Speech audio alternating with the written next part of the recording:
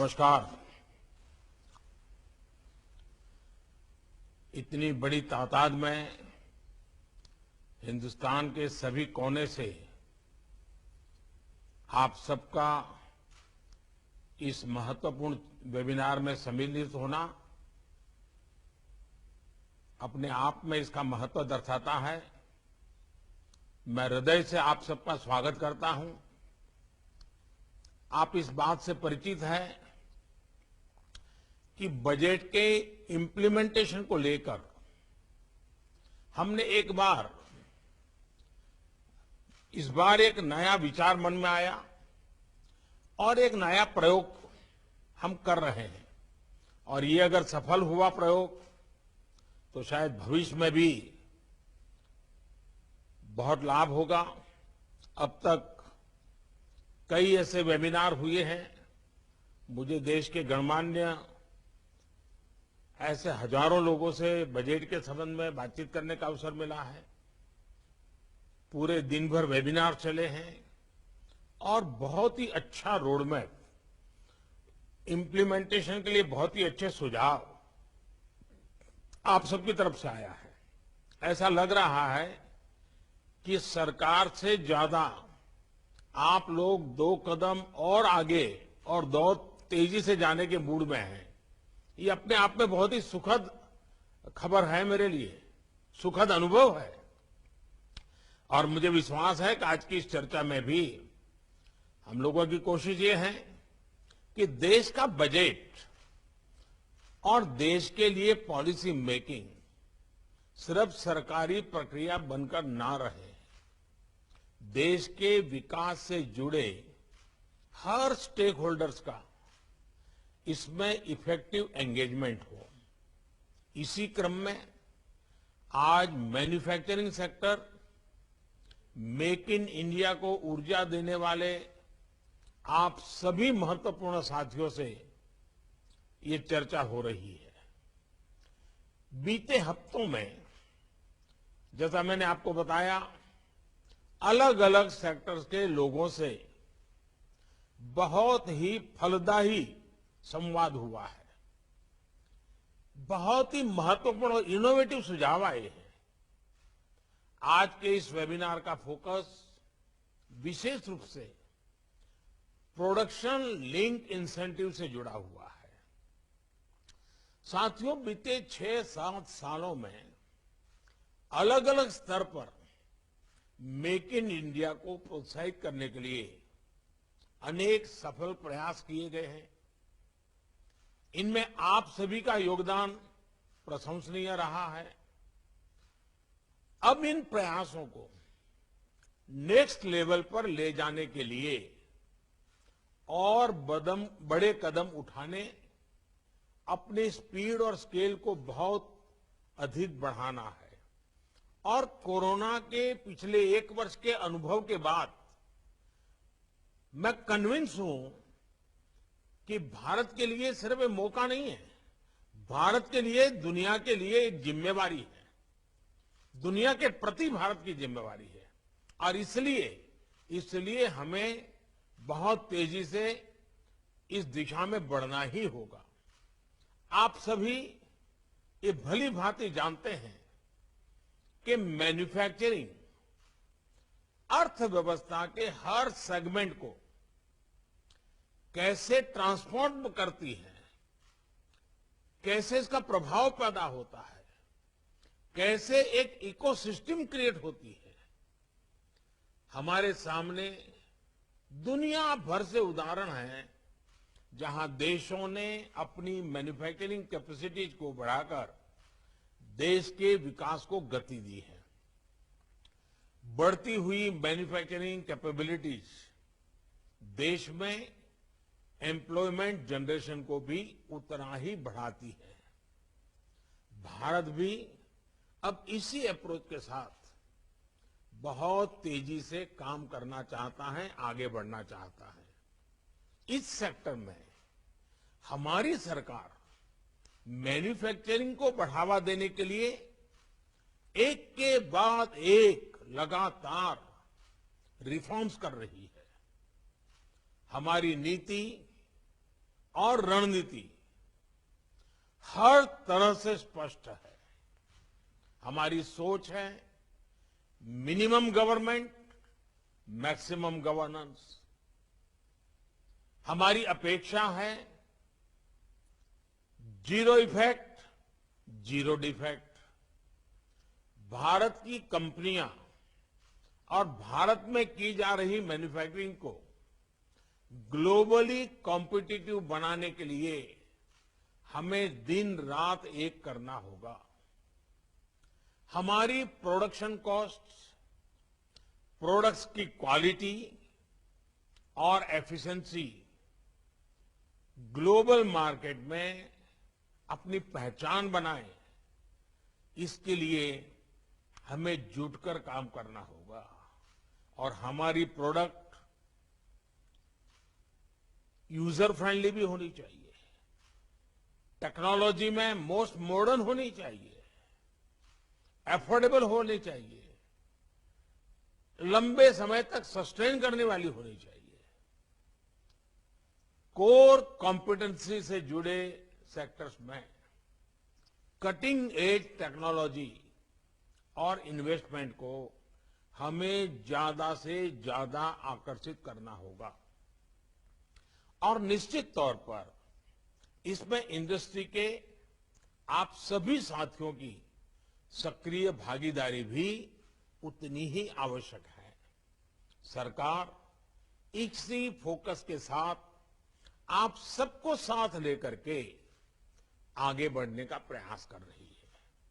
चाहे ease of doing business पर बल देना हो, कंप्लायंस बर्डन को कम करना हो, लॉजिस्टिक कॉस्ट को कम करने के लिए मल्टी मॉडल इंफ्रास्ट्रक्चर बनाने की बात हो, या फिर जिला स्तर पर एक्सपोर्ट हब इसका निर्माण, हर स्तर पर काम किया जा रहा है। हमारी सरकार मानती है कि हर चीज में सरकार का दखल समाधान के बजाय समस्याएं ज्यादा पैदा करता है। और इसलिए self regulation, self attesting, self certification, यानी एक प्रकार से देश के नागरिकों पर ही भरोसा करते आगे बढ़ना, इस पर हमारा जोर है।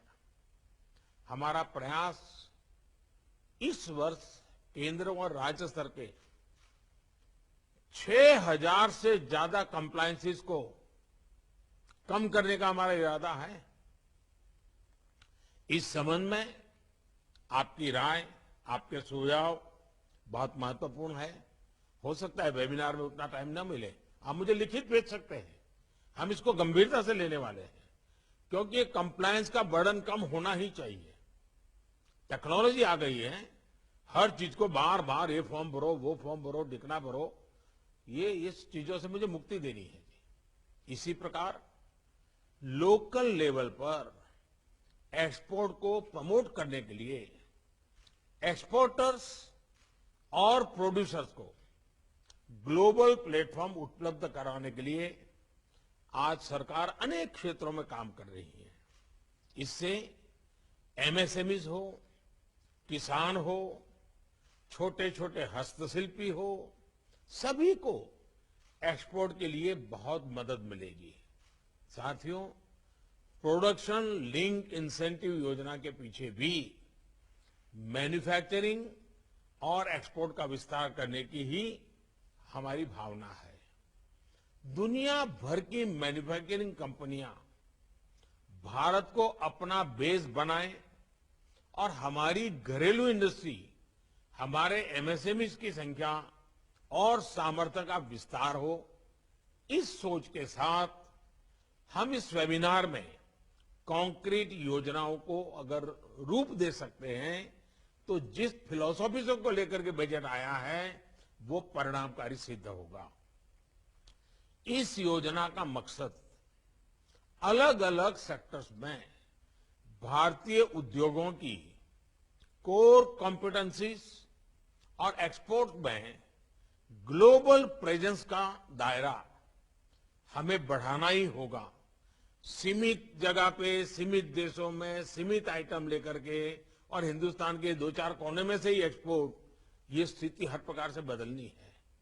हिंदुस्तान का हर जिला एक्सपोर्ट में क्यों ना हो, दुनिया का हर देश भारत से इंपोर्ट क्यों न करता हो, दुनिया के हर देश में, हर इलाके में क्यों ना हो, हर प्रकार की चीजें क्यों ना हो। पहले की योजनाओं और मौजूदा योजनाओं में आपने भी एक स्पष्ट अंतर देखा होगा। पहले इंडस्ट्रियल इंसेंटिव्स एक open ended input based subsidies का प्रावधान होता था। अब इसको एक कॉम्पिटिटिव प्रोसेस के माध्यम से टारगेटेड परफॉर्मेंस बेस्ड बनाया गया है। पहली बार 13 सेक्टर्स को इस प्रकार की योजना के दायरे में लाना हमारा कमिटमेंट दिखाता है। साथियों, ये पीएलआई जिस सेक्टर के लिए है उसको तो ये लाभ हो ही रहा है, इससे उस सेक्टर से जुड़े पूरे इकोसिस्टम का बहुत फायदा होगा। ऑटो और फार्मा में पीएलआई से ऑटो पार्ट्स, मेडिकल इक्विपमेंट्स और दवाओं के रॉ मटेरियल से जुड़ी विदेशी निर्भरता बहुत कम हो जाएगी।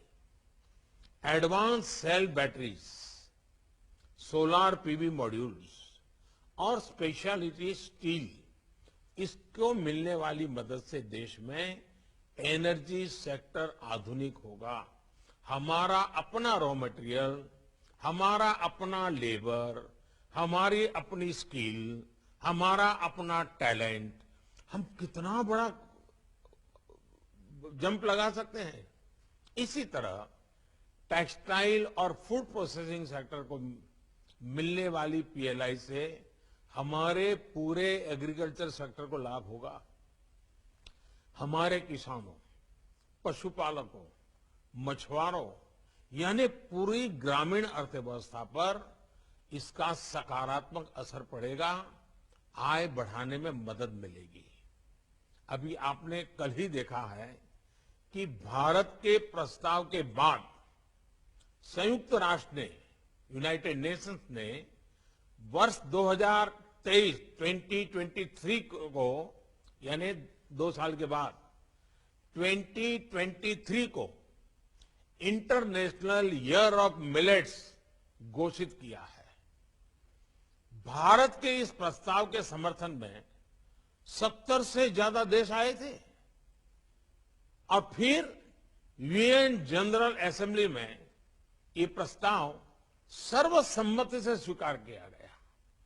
ये देश का गौरव बढ़ाने वाली बात है। ये हमारे किसानों के लिए भी बड़ा अवसर है और उसमें भी खास करके छोटे किसान, जहां सिंचाई की सुविधाएं भी कम है और जहां पर मोटा अनाज पैदा होता है, इस मोटे अनाज का महात्म्य दुनिया तक पहुंचाने का काम यूएन के माध्यम से हमने जो प्रस्तावित किया वो 2023 के लिए स्वीकृत हुआ है। भारत के छोटे, उसमें वैरायटीज कितनी हो सकती है, दुनिया में ये अफोर्डेबल कैसे हो सकती है, ये कितना बड़ा अवसर हमारे सामने है। जैसे हमने योग को दुनिया में प्रचारित, प्रसारित और प्रतिष्ठित किया, वैसे ही हम सब मिलकर के, खास करके एग्रो प्रोसेसिंग वाले लोग मिलकर के मिलेट्स यानी मोटे अनाज के लिए भी सारी दुनिया में पहुंच सकते हैं। वर्ष 2023 में अभी हमारे पास समय है, हम पूरी तैयारी के साथ विश्व भर में अभियान शुरू कर सकते हैं।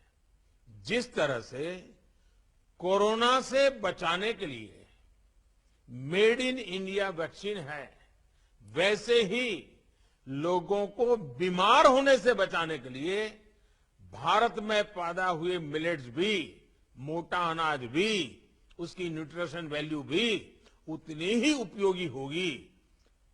मिलेट्स या मोटे अनाज की पौष्टिक क्षमता पर अब हम सभी उससे परिचित है। एक समय में रसोई में मिलेट्स बहुत प्रमुखता से होते थे, अब ये ट्रेंड वापस लौट रहा है। भारत की पहल के बाद यूएन द्वारा 2023 को इंटरनेशनल ईयर ऑफ मिलेट्स की घोषणा देश और विदेश में मिलेट्स की डिमांड तेजी से बढ़ाएगी। इससे हमारे किसानों और विशेषकर देश के छोटे किसानों को बहुत फायदा होगा। इसलिए मेरा एग्रीकल्चर और फूड प्रोसेसिंग सेक्टर से आग्रह है कि इस अवसर का पूरा लाभ उठाए।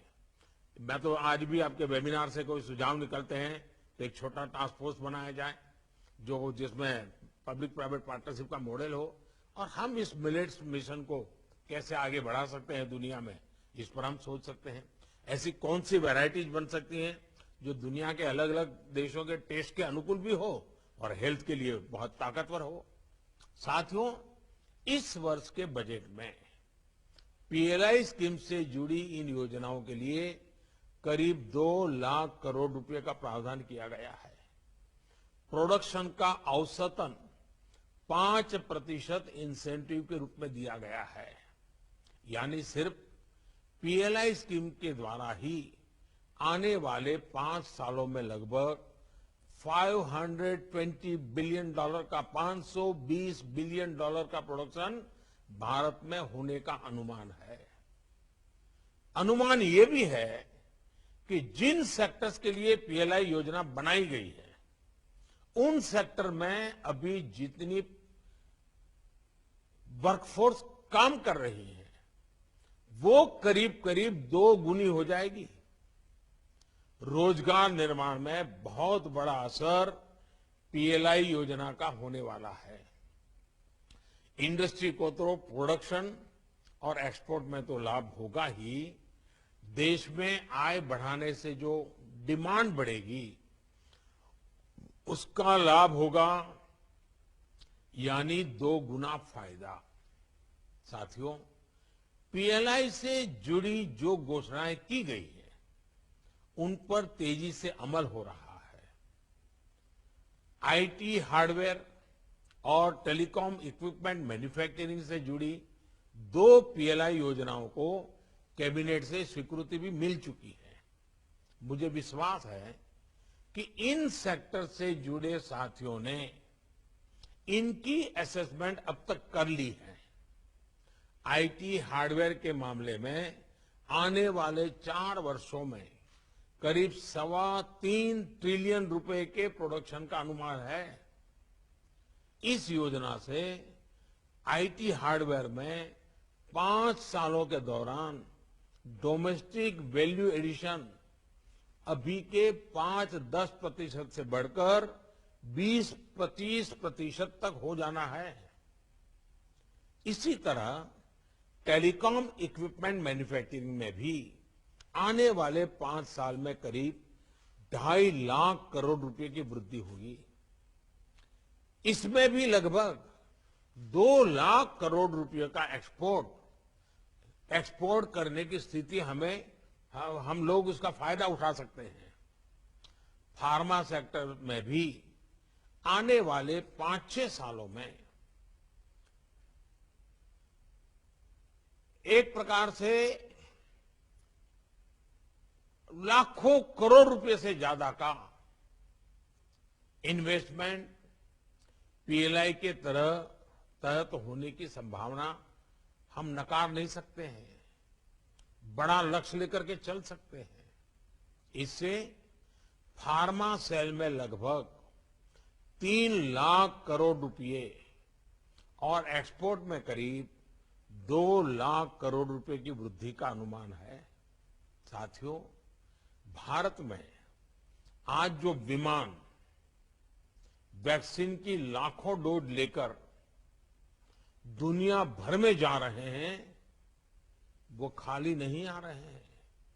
वो अपने साथ भारत के प्रति बढ़ा हुआ भरोसा, भारत के प्रति आत्मीयता और उन देशों का लोगों का स्नेह और बुजुर्ग जो बीमार हैं उनके आशीर्वाद, एक भावात्मक लगाव लेकर के ये हमारे जहाज भर भर के आ रहे हैं।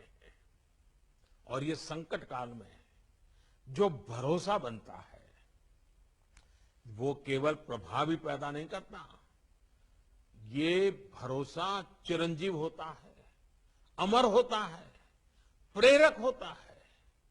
भारत आज जिस तरह मानवता की सेवा कर रहा है और नम्रता के साथ कर रहा है, हम कोई अहंकार के साथ नहीं कर रहे, हम कर्तव्य भाव से कर रहे हैं।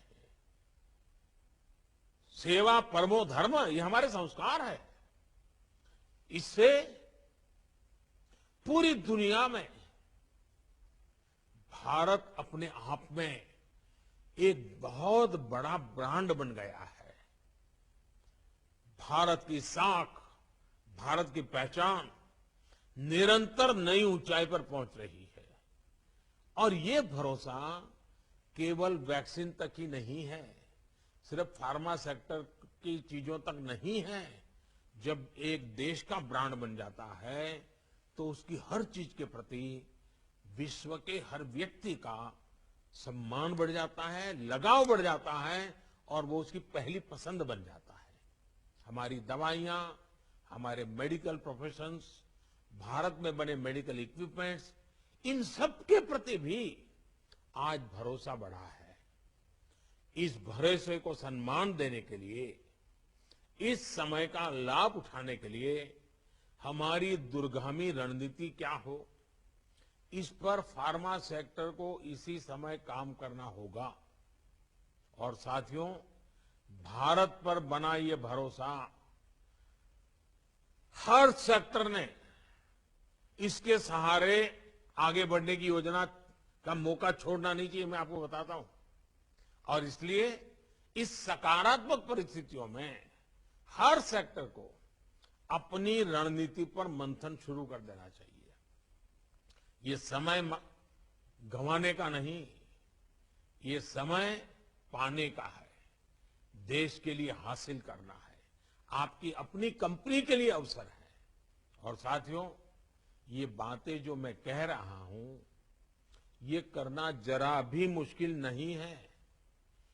पीएलआई स्कीम की सक्सेस स्टोरी इनको बिल्कुल सपोर्ट करते हैं। हाँ, ये सत्य है, संभव है। ऐसी एक success story electronics manufacturing sector की भी है। पिछले साल हमने मोबाइल फोन और इलेक्ट्रॉनिक कंपोनेंट्स के निर्माण के लिए पीएलआई स्कीम लॉन्च की थी। पैंडेमिक के दौरान भी इस सेक्टर में बीते साल 35,000 करोड़ रुपए का प्रोडक्शन हुआ। यही नहीं, कोरोना के इस कालखंड में भी इस सेक्टर में करीब करीब 1300 करोड़ रुपयों का नया इन्वेस्टमेंट आया है। इससे हजारों नई जॉब्स इस सेक्टर में तैयार हुई है। साथियों, पीएलआई स्कीम का एक व्यापक असर देश के एमएसएमई इकोसिस्टम को होने वाला है। ये मैं इसलिए कह रहा हूं क्योंकि हर सेक्टर में जो एंकर यूनिट्स बनेंगे, उनको पूरी वैल्यू चेन में नए सप्लायर बेस की जरूरत होगी। ये जो एंसिलरी यूनिट्स हैं, ये ज्यादातर एमएसएमई सेक्टर में ही बनेगी। एमएसएमई को ऐसे ही अवसरों के लिए तैयार करने का काम पहले ही शुरू किया जा चुका है। एमएसएमई की डेफिनेशन में बदलाव से लेकर इन्वेस्टमेंट की लिमिट बढ़ाने तक के फैसलों में बहुत लाभ इस सेक्टर को मिल रहा है। आज के दिन हम यहां जब बैठे हैं तो हमें आपके प्रोएक्टिव पार्टिसिपेशन की भी अपेक्षा है। पीएलआई से जुड़ने में अगर कहीं आपको दिक्कत आ रही है, अगर कुछ इसमें सुधार हो सकते हैं, जो जरूर अपनी बातें आपको लगती हैं, आप जरूर रखें, मेरे तक भी पहुंचाएं। साथियों, मुश्किल समय में हमने दिखाया है कि सामूहिक प्रयासों से हम बड़े बड़े लक्ष्य हासिल कर सकते हैं। कोलैबोरेशन की यही अप्रोच आत्मनिर्भर भारत का निर्माण करेंगी। अब इंडस्ट्री के आप सभी साथियों को आगे बढ़कर नए अवसरों पर काम करना है। इंडस्ट्री को अब देश और दुनिया के बेस्ट क्वालिटी गुड्स बनाने पर फोकस बढ़ाना है। इंडस्ट्री को fast moving, fast changing world की जरूरतों के हिसाब से इनोवेट करना होगा। R&D में अपनी भागीदारी बढ़ानी होगी। मैन पावर की स्किल अपग्रेडेशन और नई टेक्नोलॉजी के उपयोग में भारत की इंडस्ट्री को और बढ़कर काम करना होगा। तभी हम ग्लोबली कॉम्पिटेंट हो पाएंगे। मुझे विश्वास है कि आज के इस मंथन से make in India, make for the world, इस सफर को आप सभी के विचारों, आप सभी के सुझावों, इससे नया बल मिलेगा, नई ताकत मिलेगी, नई गति मिलेगी, नई ऊर्जा मिलेगी। मैं फिर आग्रह करूंगा कि आपको जो भी समस्याएं आ रही हैं, रिफॉर्म्स को लेकर जो भी आपके सुझाव हैं, वो मुझे जरूर पहुंचाइए, खुले मन से पहुंचाइए। सरकार आपके हर सुझाव, हर समस्या के समाधान के लिए तैयार है। मैं एक बात और कहूंगा, सरकार की इंसेंटिव स्कीमें, व्यवस्थाएं जो भी हो, आपको कभी सीधा साधा लगता है कि दुनिया में जो माल है उससे हमारा सस्ता हो तो बिकेगा, ये अपनी जगह पे सही होगा, लेकिन ये मान के चलिए इन सबसे बड़ी ताकत होती है क्वालिटी की। हमारी प्रोडक्ट कितनी कंपटीशन में क्वालिटी में खड़ी रहती है, फिर दुनिया 2 रुपया ज्यादा देने के लिए तैयार हो जाती है। आज भारत एक ब्रांड बन चुका है। अब आपको सिर्फ अपनी प्रोडक्ट की पहचान बनानी है, आपको ज्यादा मेहनत नहीं पड़ेगी। अगर मेहनत करनी है तो प्रोडक्शन क्वालिटी पर करनी है। पीएलआई का ज्यादा फायदा, पीएलआई में और अधिक बेनिफिट मिले उसमें नहीं है। पीएलआई का ज्यादा फायदा प्रोडक्शन की क्वालिटी पर बल देने में है। इस पर भी आज की चर्चा में ध्यान देंगे, बहुत लाभ होगा।